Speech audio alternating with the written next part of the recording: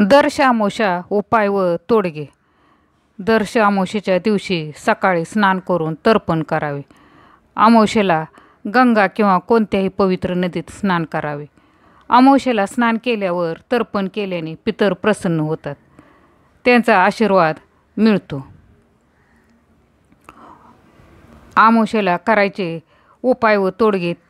Number 1. जर एखाद्या व्यक्तीच्या कुंडलीत चंद्रग्रह कमजोर स्थितीत असेल तर त्याने दर्शआमोशेला व्रत करून चंद्राची पूजा करावी. नंबर 2.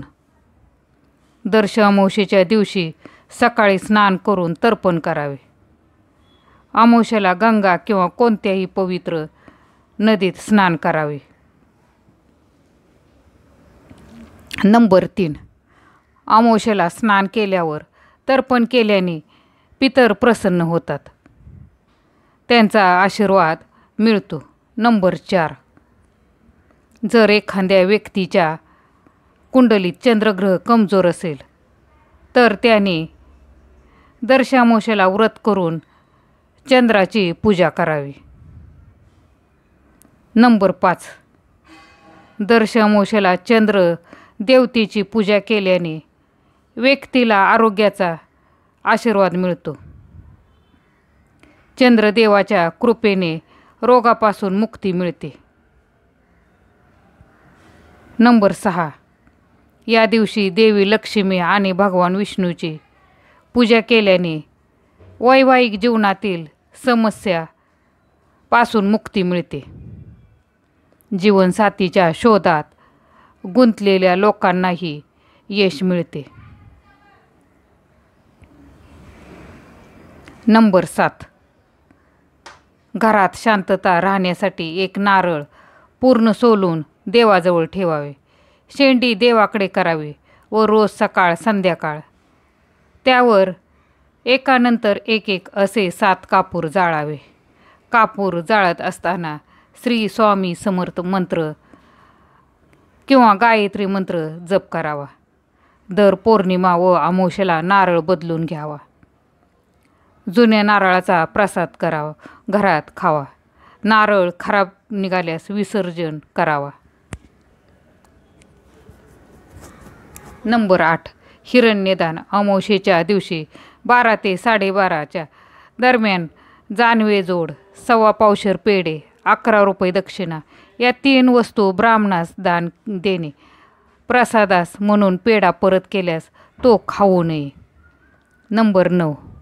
गोरक्ष, चिंच, आसोला, नारळ किंवा कोहळे लाल कपड्यात संरक्षण पुडीसहित बांधावे. जर अगोदरचे बांधले असेल तर ते वाहत्या पाण्यात किंवा कचरा कुंडीत सोडावे. आसोला, नारळ किंवा कोहळा टांगल्यानंतर कधीकधी खराब होतो किंवा त्यातून पाणी गळते, तेव्हा ते काढून कचऱ्यात टाकून द्यावे. त्या पुढील शनिवारी पुन्हा नवीन कोहळा, आसोला, नारळ आणून लावावे व नेहमी सूर्यास्त झाल्यानंतरच हा उपाय करावा. नंबर 10.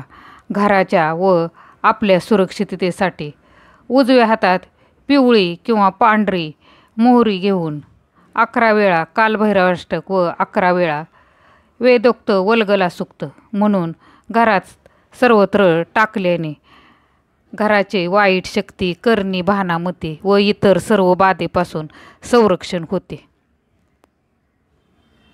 नंबर 11. अमावस्येच्या दिवशी घराच्या आजूबाजूच्या सर्व देवी देवतांचा हार, नारळ, खडीसाखर ठेवून मान सन्मान करावा. नंबर 12. अमावस्येच्या दिवशी घरातील आजारी व्यक्ती व कुटुंबातील सर्व व्यक्तींचा घराचा व दुकानाचा नारळ घेऊन त्यावर कोरड्या शेंदुराने त्रिशूळ काढून नारळ उतारा करावा. तर मित्रमैत्रिणींनो, हा व्हिडिओ तुम्हाला नक्कीच आवडला असेल. आवडला तर लाईक, शेअर आणि सबस्क्राईब जरूर करा. धन्यवाद.